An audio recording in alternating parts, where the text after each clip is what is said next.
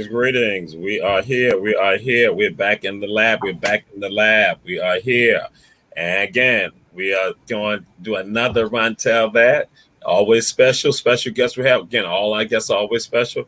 And tonight we have with us Dr. Kwesi DeGraff Hansen. He's in the house with us. He's here. Dr. Deidre Grim may be joining us. And as you all know, this is a special time of the year for all of us in this area that is in coastal Georgia, and that is tied to the Weeping Time that occurred March 2nd, March 3rd. And this is a part of American history right here, and that there are celebrations, commemorations that go on and take place. And to all you part of the Run Tell That family, we say share, share, share.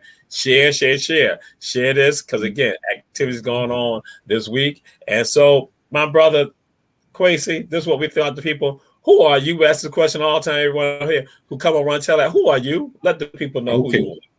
Well, thank you so much, Dr. Jamal. First of all, am I audible? Can you hear me? Yes, sir. We can hear you. Yes, sir. Okay, wonderful, wonderful, wonderful. Well, thank you so very much for having me on your wonderful show. I appreciate it. So to your listening audience, again, my name is Kwesi DeGraff Hansen. I am a landscape architect by training, based in the Atlanta, Georgia area. Town called Beaufort, to be precise, 35 miles northeast of Atlanta. But Savannah is my second home. My wife is from Savannah. We come to Savannah all the time.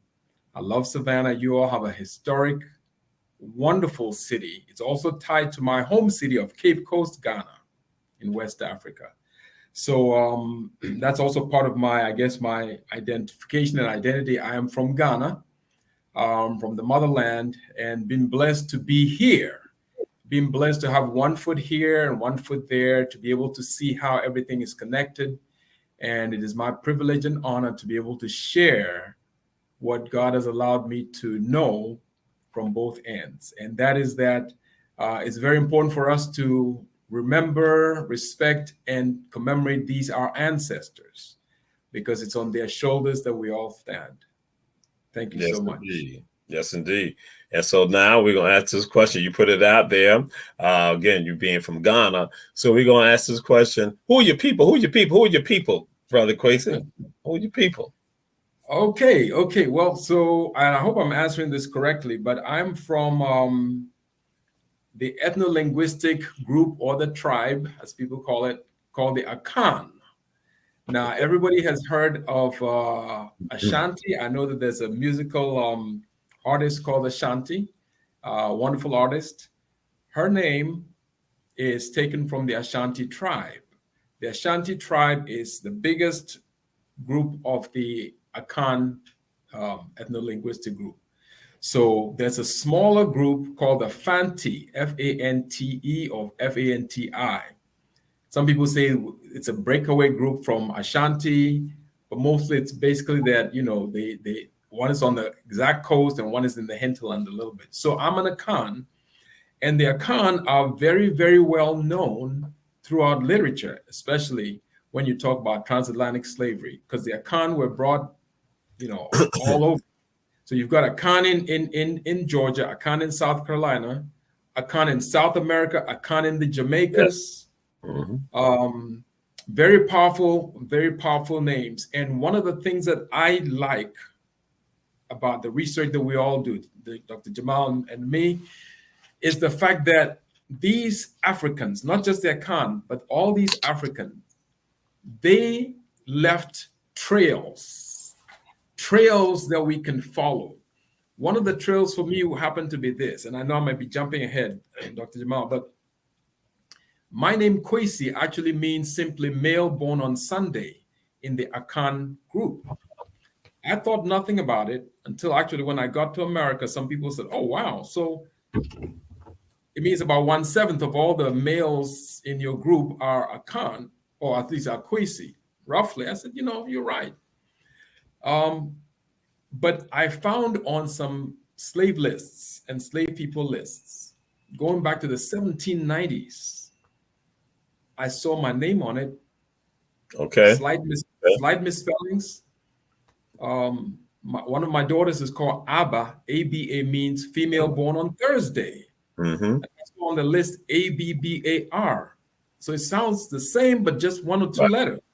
Right. Mm-hmm. I have a brother called Kweku. Many of you have heard of Kwaku. Many of you know some people called Kwaku. Kwaku means male born on Wednesday. So I see names like Quaka, Quaka. Mm-hmm. Many of you in Savannah area know Coffee.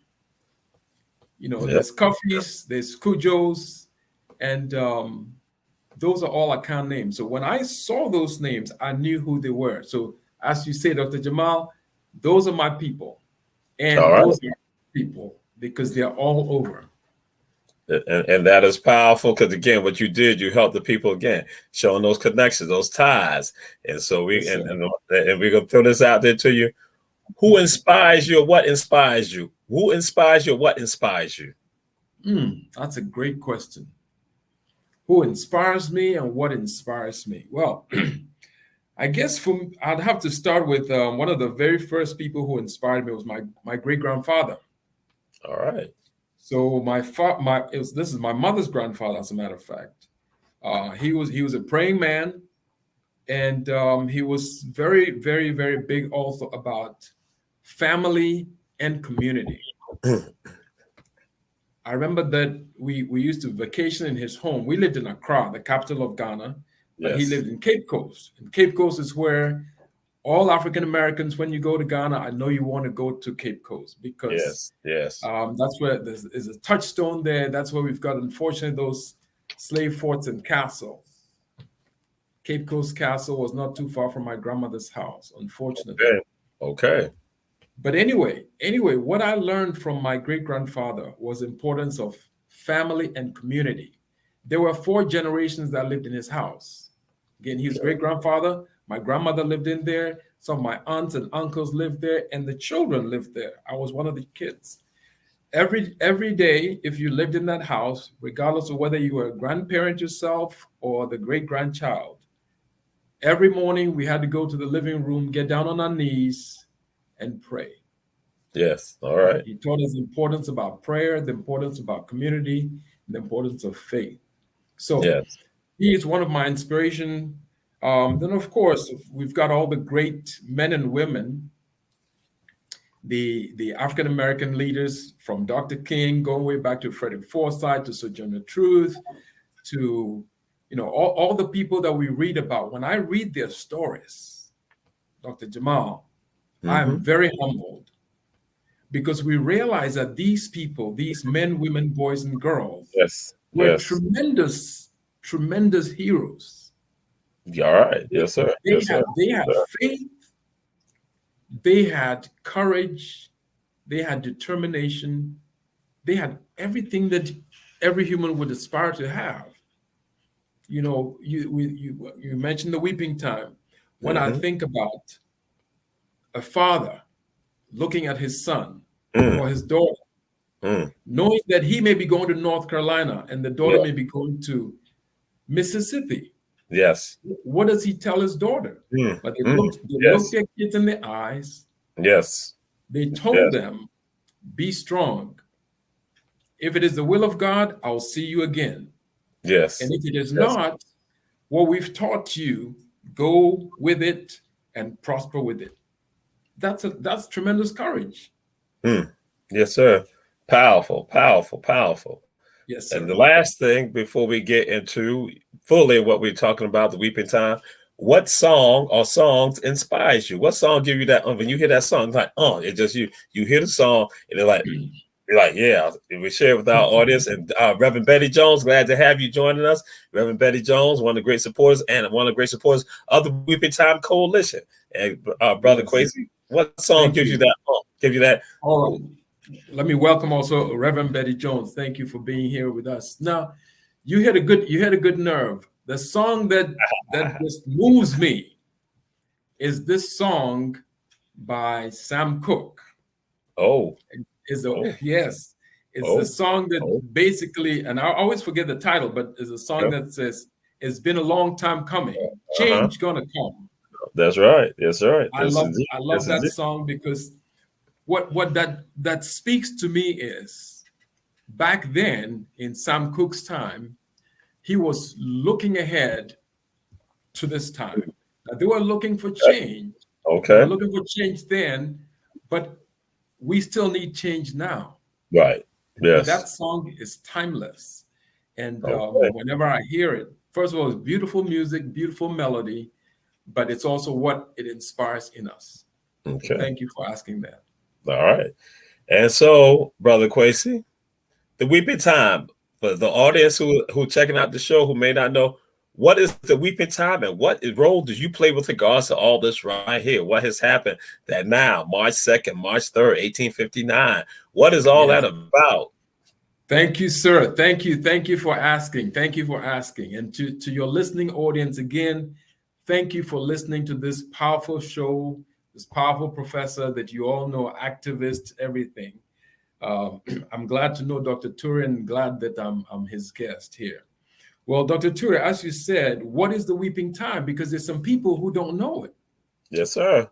Let me start by saying this. I was at a function yesterday here in the Atlanta area. I was fortunate to have been invited by Savannah's own former state senator, Dr. Lester Jackson. I was Okay. invited, my wife and I were invited to the current lieutenant governor of the state of Georgia. He had an African American Black History Month reception. So Yes. we go. It was very powerful, and we thank him for that. I believe his name is Jones, Bert Jones. So we thank Mhm. Lieutenant Governor Jones for that. But here's what I found out. We were standing in the audience. They said, "Well, introduce yourself to people." So my wife and I were there. We introduced ourselves to a lady standing next to us. Turns out she's from Savannah. So my wife starts talking about the weeping time. She's Yes. never heard of the weeping time, and she's from West Savannah. Okay. Okay. Okay. She's been living in Atlanta for some time, but she said she'd never heard of it. So we Uh-huh. shared it with her. Now, so to your listening audience, and I know many of them here already know about the weeping time, but for those who may not, or for all of us, we need to sort of retell ourselves. Yes. The, Yes. the, the weeping time is the name given to a period in time back in Savannah, 1859 to be precise, as Dr. Hmm. Tour said, March 2nd, March 3rd, 1859, when the largest slave sale that ever happened in American history happened. Now, if we Yes. watch our clocks and watch it, today is March the 1st. So Yes. tomorrow is the anniversary, first day of the slave sale. Tomorrow, Yes. March 1st, is 164 years to the day Yes.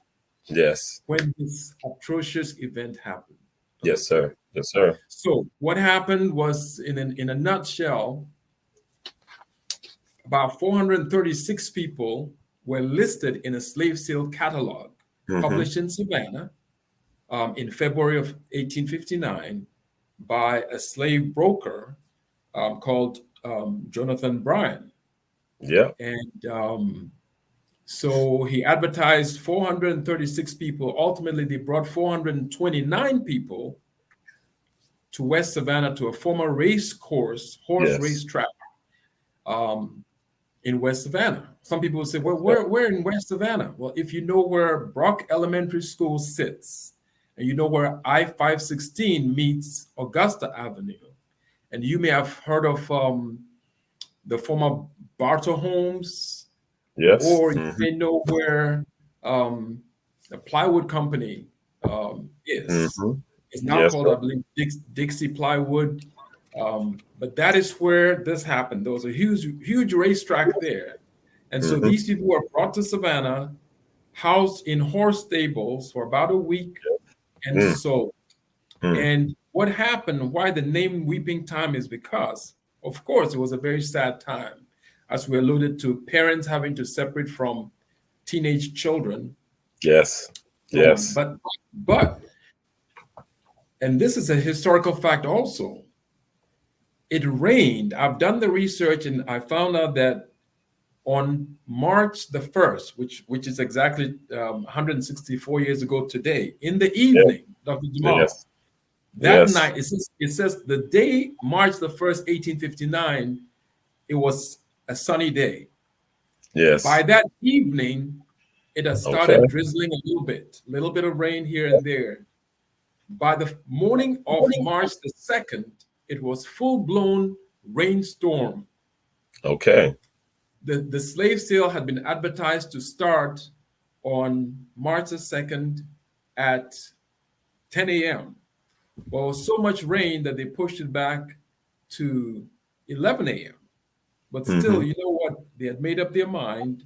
There were people who had come from all over the Southeast, Yes. from Yes. Mississippi, from Alabama, from Tennessee, from all over Georgia, from North Carolina, from South Carolina. So the sale had to go on. And so Yes. essentially, um, it rained the 2 days. It rained all of March 2nd and all of March 3rd. And the historians say that, and eyewitness historians of that, they said that when the last person was sold on March the 3rd and stepped down off that auction block, the rain stopped, Mm. the skies cleared, and the sun came out. So the African Americans themselves, they deduced, they figured out, they knew it. They said, well, this was God weeping at this atrocity. Mm-hmm. And that's how come the name that we know today came about. And I think it's a very apt wording and term, the weeping time, because you can imagine how the people felt. Now, the one person who wrote the account that has survived to this day, called Doe Sticks Mm-hmm. or Mortimer Thompson, Mm-hmm. well, he was a newspaper guy from New York. He actually wrote that the enslaved people didn't cry. So Mm-hmm. there was no outward tears, Yes. Yes. which again speaks to the courage and the strength that we talked about. However, we know that there was a lot of anguish and weeping on Oh, the inside. yes. Of course, Oh, that's yes. not to say anything about weeping. I weep a lot. um, but you know, they looked at each other and they said, we're gonna get through this. And you know, Dr. Jamal, one of the things that I say is this. Sometimes we all go through things and we don't know what's happening tomorrow, of course. Right. When these people were sold in 1859, they were on the brink of the American Civil War, and they didn't know it. Right. But it Yes. was sort of, so it was in 1861. So you had just, so they were just a couple of years away. And so I say this, that the tears that were shed at the weeping time became the river of freedom for those people. Okay. All right. All right. We got you. We got you. And some of y'all saw that Dr. Deidre Grim had come in with the Yes. Ivy Bay Development Community Development Corporation. There are activities going on. And Reverend Betty Jones, what I did, if you say you can't share it, if you're at Our Black Media, you should be able to share. But if not, I sent you a link that hopefully you can go and copy that and post that on your page so you can then have this shown if you have not been able to do that so far.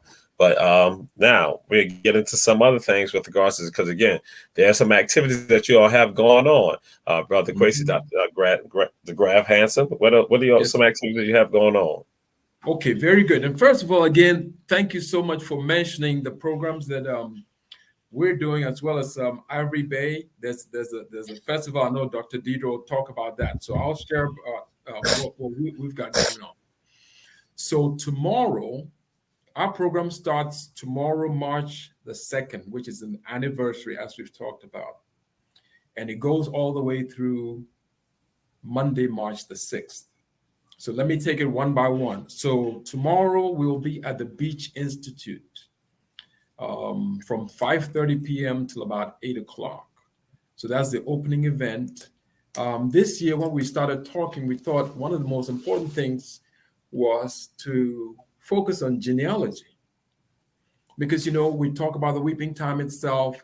And I've been so impressed that really what we're all doing, Dr. Jamal, all of us who have anything to do with weeping time, we are actually reversing a curse. Okay. And I know. Here's the thing: when people were sold and scattered, okay, it goes against, it really goes against what families try to do. We stay close. So when the people were dispersed, sold and dispersed, um, of course, it was atrocious. It affected so many families. So now what we're doing, whether we know it or not, we're regrouping, we're gathering the people coming back. Okay. So we focus on genealogy because people want to know. Some people want to know that they are connected to this important time in American history. And some people don't know. And that, I think, is one of the most unfortunate things, to not know that we're part of this type of history. Though it's not the kind of history we want to know, or we celebrate. Um, like I said, we can celebrate the strengths and the power and the courage that we talked about. So anyway, and I know I digress. So No problem. No problem. we decided to focus on genealogy. So tomorrow, the Beach Institute will be talking about the genealogy of the Weeping Time. That is the Yes. people that were Yes. involved, Okay. as well as a little bit about place.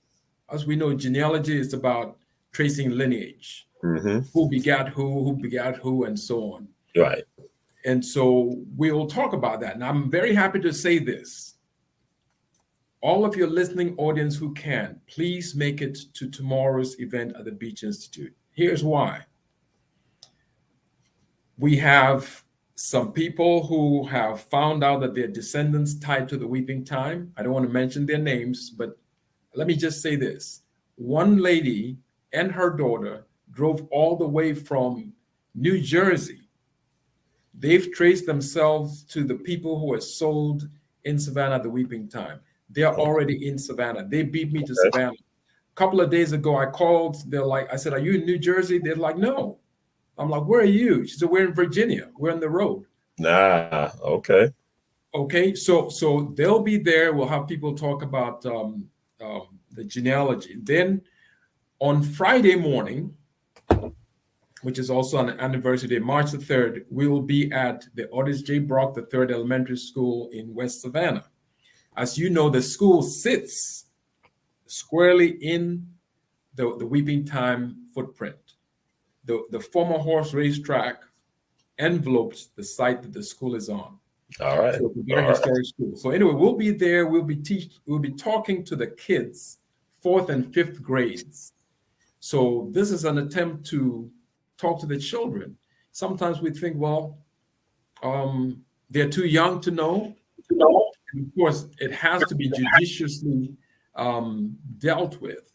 But it's important that they know, being that they are in this historic school. So from 10:30 to 11:30 on Friday, we'll be there at the school. And then from 1 o'clock to 2:30, we're fortunate to be the guests of Dr. Ture at the Gullah Geechee Center at Georgia Southern University's Armstrong campus. So we will be Yes. coming to share with faculty, staff, and students there. And thank you so much, Dr. Ture, for hosting us on that. We're looking forward to that. Now, then on Friday afternoon, the people in Darien, Butler Island is right next to Darien. Butler Island is where half of the people who are brought to Savannah and sold came from. The other half came from St. Simon's Island. So we're going to Butler Island because they're doing a candlelight event. For the past 2 years, they've been setting out solar lights. I said candlelight, but solar lights. They put them out there on Butler Island. They have 436 of them. And at dusk or twilight, it is beautiful to see these lights coming on. Very, very spiritual, very Okay. touching. Their mayor will be there. McIntosh County folks will be there. So those of you who can come from Savannah, please support them as well, because again, we're sister cities and we're all in this together. So now I'll speed it up. So Saturday morning, we're back at Brock Elementary School from 10 to noon. That is for hopefully our main event. In the past, we've had all the men and women, the mayor, whoever comes, school board, the general public. And again, that's where we try and share the history, and there'll be some descendants there as well. It's a time for us to remember them. And sometimes we think, well, it's so long ago, or it's not that long ago, or we think we want to just get over with this sort of sad stuff. And it's, it is sad, but again, as I keep stressing, we can find strength in those people. And so we're not looking for the sadness. We need to connect with our sadness because that's how we grow and that's how we also heal. But we need to look past that to the strength that we can get from those folks. So then I know on Saturday afternoon, there's a Weeping Time Festival. So I'm not going to steal Dr. Deidre's thunder. She'll talk about that. On Sunday, I know that there are services. Pastor Larry Gordon and his church, they're having a Weeping Time service. There's also a Weeping Time service also in Darien, the afternoon of Sunday, at one of the oldest structures built at St. Cyprian's Church in Darien. That's where former butler slaves, when after emancipation, they actually went to Darien and built this church. It still stands. And if any of you have not been to Darien, have not seen the St. Cyprian's Church, please go and check it out. Then on Monday, the last event so far will be at Savannah State University at the Asa H. Gordon Library. They have also invited us, and we're going to do pretty much the same thing, talk about the genealogy of people and place. Now, I have to say this. I want to go back to Dr. Turi and your invitation to us on Friday. One of the things that we want to focus on is more of the genealogy of place than the genealogy of people. What do I mean by that? Everything has an origin, as we know. There was a time when Savannah was not Savannah, and it was the place where Native, or I should say, Indigenous Americans lived. So there's a genealogy of place also, how places change, how places have different names. And so I will attempt to talk about the genealogy of the Weeping Time site as we know it. We all know that there's been controversy about the site, especially because Salvation Army has purchased a portion of the site. And, some people say this is not part of it, this is part of it, all that. So I will do my best to expound on that, looking at some maps and looking at some of the research that we've all been privileged to do. So thank you so much for that. Thank you very much. And what we're going to do, we're going to go to a commercial because we have our sister, Dr. Deidre Grim, and come back. We're going to let her now go and discuss with you the Weeping Time African Unity Festival and what's being done by the Ivory Bay Community Development Corporation. Again, we take a short commercial. We're coming right back and we say share, share, share. Run, tell that. Thank you.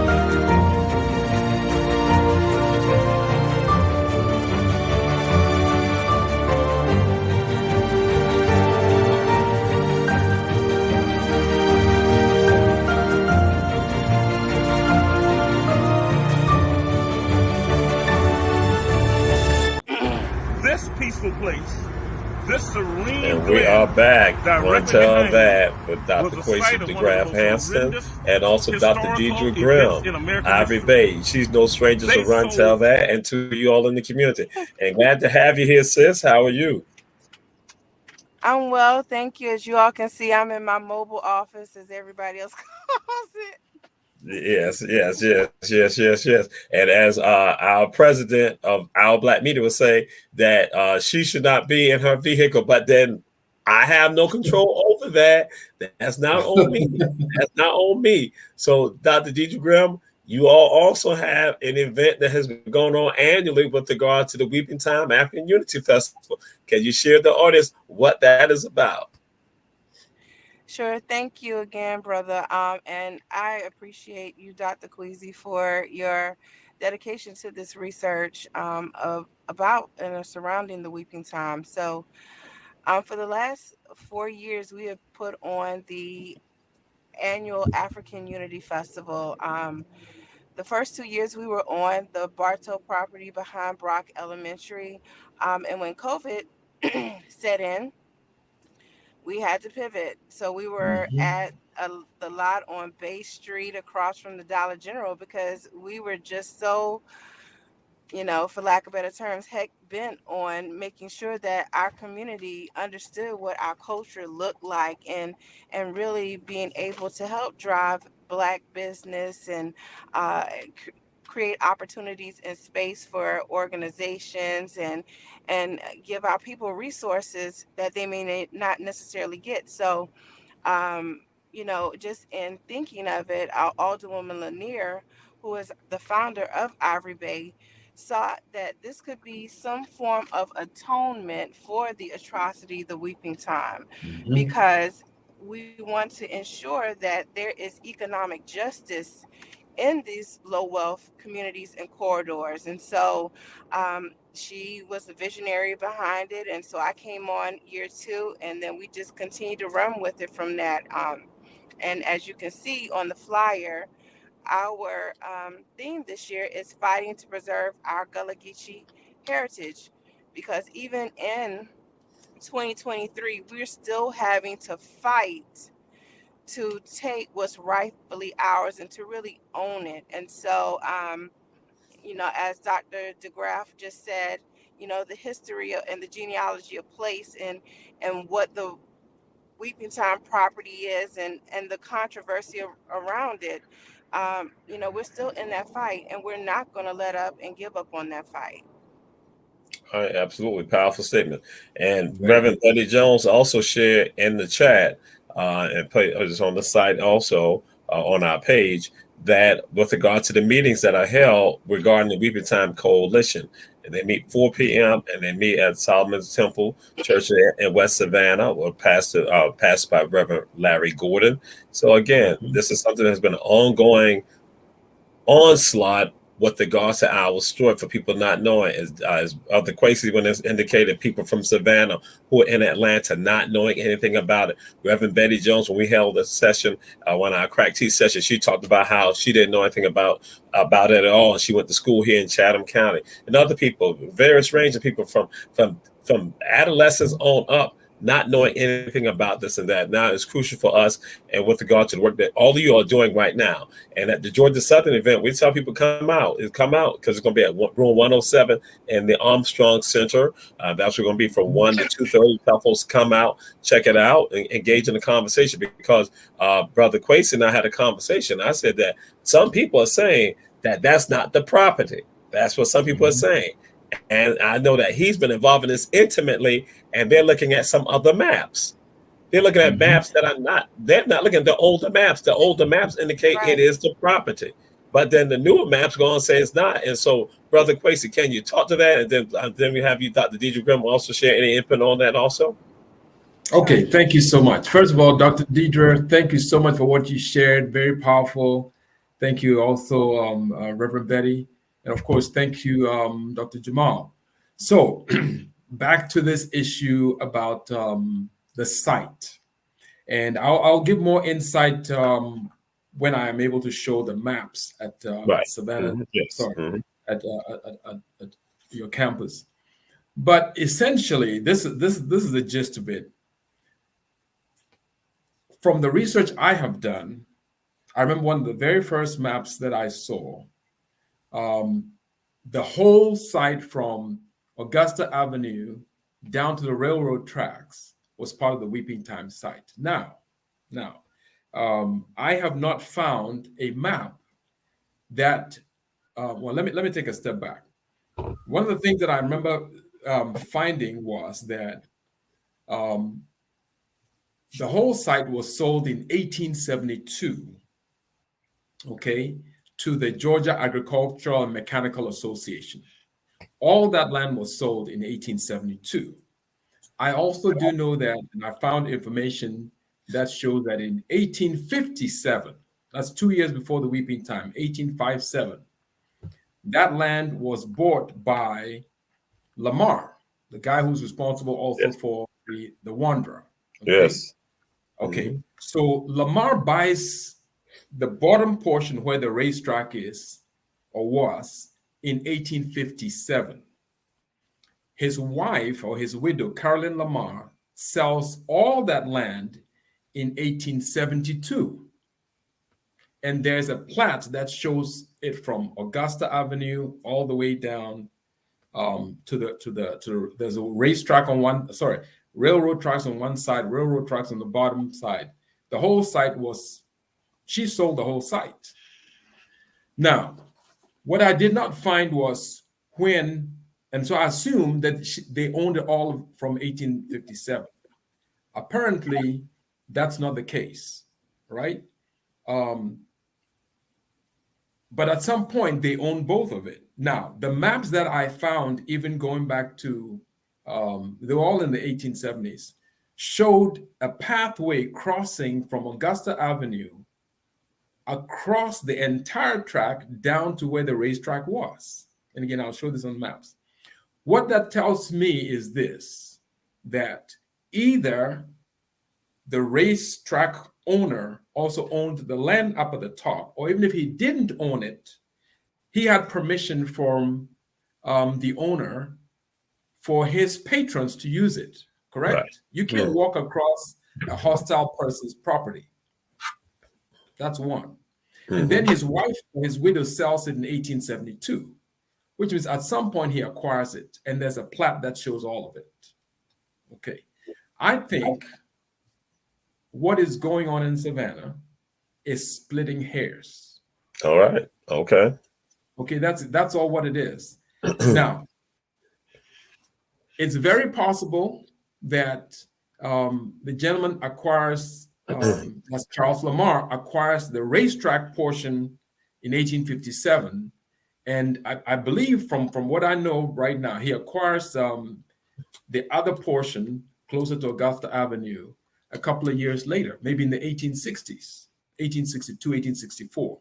In fact, the document that was produced by a company that was hired by, I believe, City of Savannah, they said they found the first record that Lamar's owned it was in the 1860s something. So you're talking just a few years after the Weeping Time. What they did not say, and I'll say it here. All right. That company could not say that that land was not part of Weeping Time site. They could not say that. You can, you're a professor. You can make conjectures, right? If we don't know something, we can say, I don't know. And like I say, I don't know when exactly Lamar may have bought the other site. He may have bought it in the same year he bought the bottom part, 1857. The fact that we don't find a document attesting to that does not mean that he did not own it. Correct? Now, sometimes when you look at it logically, someone will say, because I didn't find it, it didn't happen. For instance, Dr. Torre, you were born at a certain time and there's a birth certificate that attested to your birth. Right. If I'm looking for when you were born, I don't find your birth certificate. Right. That does not mean that you were not born. Right. Exactly. It just means that I did not find it or have not found it yet. But yes. I cannot definitively and emphatically make a statement that Dr. Toure was not born because I don't see his birth certificate. Right. And I think what's happening with the Weeping Time site is this. One, no one has yet found that document as to when this was actually purchased, the top part. That does not mean that, again, he did not purchase in 1857. It just means it's not being found. Now, this is my position. Let's even assume that when the weeping time happened in 1859, that Charles Lamar did not own the northern part of it. Let's just say that. Let's say, and I don't know that for a fact, nobody knows it. But even if he didn't own it, the fact that people were coming across that land to the site that he owned means that those two sites are tied together. Yes. That they're historically related, historically entwined, right? Now, when you look at historical sites, let's take Civil War sites. Dr. DeGraff. Now we're gonna definitely want to try to get Dr. Grim in here. Now, that's why I just Okay, all right. So then I think I'll wrap it up with that, and maybe right, when we get to the maps, we'll see. But basically, this is my position. When you have two contiguous pieces of property, this one and this one, and one is historic, and you say this one's not historic, I can do whatever I can. That's not appropriate, because when you have a historic site like Gettysburg, or a historic site like Auschwitz in Poland, where the Jews were, where the Holocaust happened, you cannot tell me that you can build a homeless shelter, or you can build a coffee shop, or you can build anything that does not tie to the historicity of that Auschwitz. They won't allow it. Yes. Even here in America, we will not allow it. We will not allow it on the Civil War battlefield. I cannot go to Washington and say I want to build a homeless shelter on the White House lawn. Okay. No, we can say the White House is where the president lives. The White House lawn is not part of the White House. That's the argument that's being made in Savannah. Okay. And great point. And Dr. Kwesi brings up a very good point, right? It shows that there is more value in white land as opposed to what should be considered a black asset. Here we have, urban renewal. If we fast forward, come straight through the community to divide it, because white flight, people want to leave the city to get away from black folks, right? And then now when it's in a process of this land is valuable and the area is gentrifying, unfortunately, then it comes to this place where we can dictate what goes here, and therefore the validity of your claim is moot. And that doesn't, that's happening historically around the country. We're seeing places that are, originally black owned. I give you the story. I grew up in Charleston when the Septima Clark Freeway came straight through the community, and how it totally changed the dynamic of the community. But we don't sit up here and put those same emphasis on areas that are very valuable in our history and our story, to ensure that this next generation can accurately depict and tell these stories going forward. So it's almost like you say, Dr. Jamal, it's an erasure of our history, an erasure of those landmarks, because while there is a lot of pain tied to it, it's also this notion of picking and choosing what history is also important, and all history is important. Absolutely, absolutely. And to share this with you all, to the audience in particular. Now, I'll share this with our Caucasian viewers, that especially those who are Confederate reenactors, you should be involved in this struggle with regard to the Weeping Time property and by it being respected. Now, some of y'all probably say, wait a minute, what did he just say? He just said Caucasian viewers who are Confederate reenactors, that they should be interested in preserving the property. But what has been projected, that this is a Black history thing right here. Well, we've said it's American history. So now I'll let you all know this. During the Civil War, what happens when you now begin to look at that Georgia is now, especially this area right here, is not going to be under Union control, that protections were provided by, a place of sanctuary was provided by the Timbrook Race Course. The very Wow. race course that had just had black people sold that now became a safe haven for Caucasian women and children for the Confederacy during the Civil War here in Savannah. So now to give you all some backdrop with regards to what was the name of the public housing development over there? What's the name again? Dr. Quacy, you said it earlier. It's just Bartow. Yes, Bartow. Bartow. Named for Francis Bartow. Anyone understand what's up with Francis? Francis Bartow was a Confederate officer. So what's going on? It was still about the legacy. They understood that when they're going to put a public housing development that was over there, they know that land was tied to the Confederacy. They know it's tied to their story. So that's why the public housing development in part was named Bartow Homes.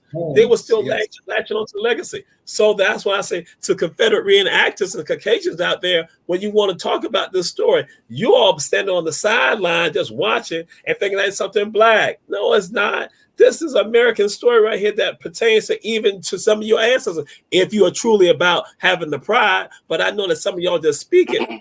We're not really about it. So that's why I threw out there, and I told people, I had a conversation with someone earlier today. I said that I shared this like over 10 years ago. That's tied to the Confederacy also. But guess what? Nobody's standing up and speaking up about that part, because again, that goes to show you how we don't know history. We don't respect history. So here go all people who say they respect history. None of them, black folks, Caucasian, none of them really respecting history. You want to have something over there that's not fitting for the community. And then also you talk about having pride in your ancestors and that the South should rise again. Guess what? You ain't got no pride because you let somebody go and destroy it. So I just got to throw that out there and say, because the work that y'all have been doing, both of you doing that again, that many people should be joining y'all with regards to this right here. That it shouldn't just be African American. It should be every concerned person or anybody who has an interest in history and culture and development. Everybody should be involved in this. So I'm throwing Dr. Deidre Grim. What's your thoughts with regards to any of this? And then we're going to go to you, Dr. DeGraff Hansen. Okay. Can you read that part? I'm so sorry. My phone was I'm just saying, you know, what I had just shared. Well, you know, like I was at the school board. Then we're gonna move on to Dr. Quacy DeGraff. Okay, I'll make it quick while we get her audio back. So, Dr. Jamal, what you just dropped is so very powerful and might actually, I believe, be the kingpin to solving this situation. What you just said is so true. I did know about Bartow, know that he's a Confederate general, but I did not know that women and children were housed in the racetrack. You see, that goes back to what I was talking about, the genealogy of land and place, where land is layered. There was one time when this same site was maybe a campment for indigenous Americans, right? Then it becomes a plantation, because that whole area was part of a plantation. Okay. Then it becomes a racetrack. Then it becomes this. In fact, here's the other thing. I also drop another piece of history.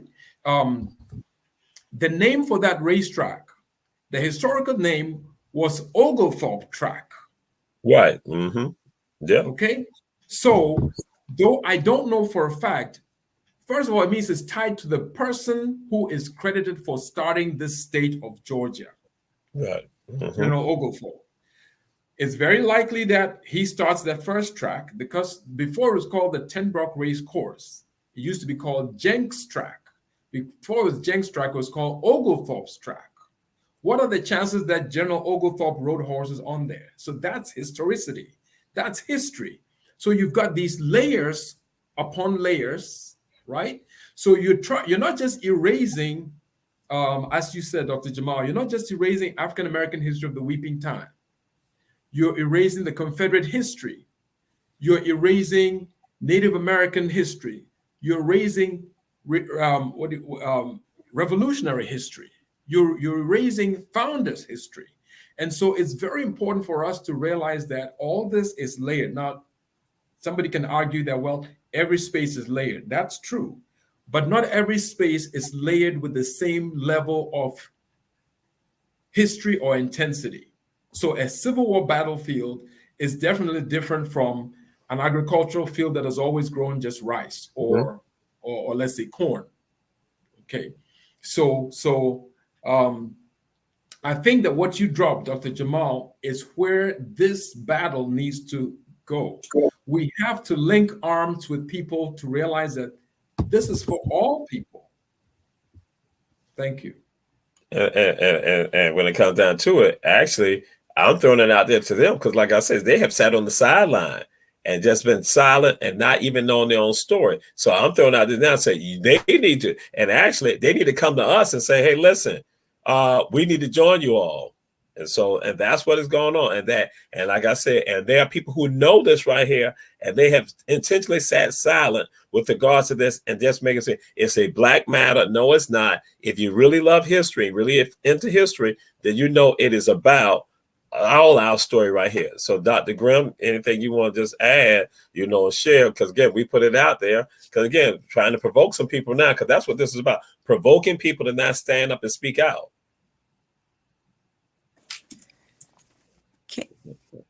What? Yes. Yes, I'm trying to figure out why they got to throw up the flyer on my face all the time. Why they got to do that? Why it's like, oh my God, it's like all the producers disrespect me all the time. Everybody, that was it. Run Tell That is the Little Brother show, all the ATR shows. I mean, I don't like me the shows, but go ahead, Dr. Grim. Oh Lord, I'm just going to take it. No, you're right.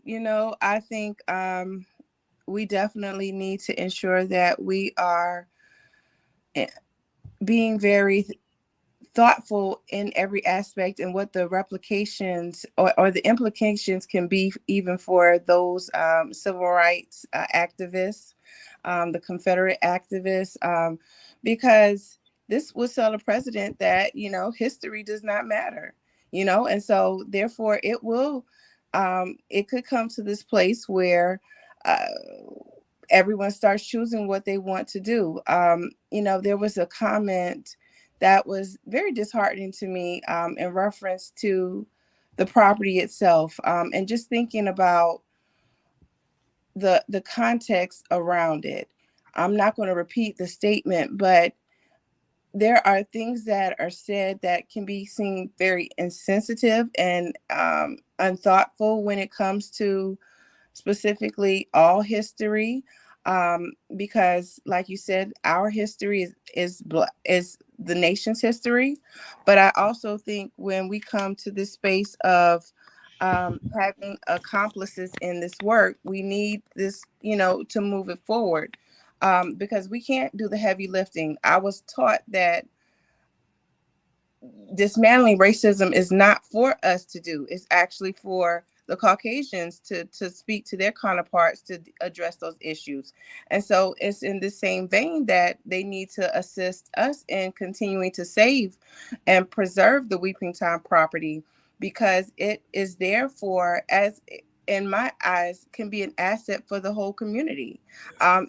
Just like we have the African American museum in DC, we could have the same thing here to cultivate that story. And so we should be very cautious because of the precedents that we could set with not being very thoughtful and intentional about the choosing and picking of history. But can I say something else around something else, Dr. Jamal? All right, y'all give you 1 minute because the producers already trying to let me know that they got to go to their other show. Like I said, the Little Brother show. So I'll give you a minute, and then Dr. Hanson, we're going to give you a minute also. Okay. They tell me 3 minutes. They tell me 3 minutes. Okay. Oh yeah. Go ahead. Go ahead. I'm sorry again for your viewership. I'm sorry that I was late. We had some things going on, but we want to utilize the Weeping Time African Unity Festival as a conduit to grow and extend community, to engage communities, for our people to know and all of Savannah to know about the issues that are befalling the community. And so we're just here to have a good time and commemorate and memorialize those who were sold, unfortunately, on March the 2nd and 3rd of 1859. But we should also be able to utilize that pain to create a driver, some options for our people, because we always, as people, repurpose our pain. That's how we always push through things. And so I would just want to invite everyone to come out Saturday, March the 4th from 11 to 3. We will have live entertainment. We will have music. We will have dancing. We have African drumming. We will have activities for the kids. And of course, we will have the also special and phenomenal Dr. Teray emceeing our Yes. event as usual. Yes. Yes. Thank Yes. you. Yes. So, Dr. DeGraff, you have a minute, and because the producer's going to cut us off. Yes, yes. First of all, let me start by saying thank you, Dr. Toure, for inviting me and giving us this audience. Thank you, Dr. Grim. Very well spoken, very, very articulate, and great work that you all are doing. I'm glad that we're all doing this work together.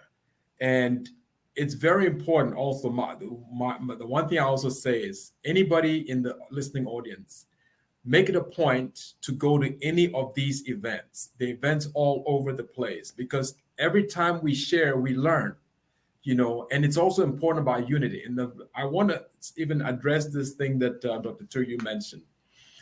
This weeping time is not about a white thing. Dr. Grim, you also mentioned it. It's not a black thing. It's all of us. American history is American history. It may have a tinge here that looks like it's more African American or more Caucasian American, but it's American history. History is woven together like 3 or more strands. When you've got a rope, it's woven together, it's entwined. The land itself, as we said earlier, different cultures have lived on it, camped on it, schooled on it. So we've got to look at it together. And so I think that that's, again, the best way to move forward. All of us realize that this is a historic site and do what we can to preserve it. Again, thank you very much to your audience and you. And to all of y'all, we say thank you for joining us for Run Tell That with Dr. Deidre Grim and Dr. Kwesi DeGraff Hansen. Taking all the events, and the information is out there. We'll be sharing further with you all what's going on. This has been Run Tell That. We see y'all next week, because the producers are trying to shut it down right now. They already, the little brother show. They done told me 10 seconds. So sit. Thank you, Dr. Deidre. Thank you, Dr. We see y'all. Love y'all. Peace and blessings. We see y'all this weekend.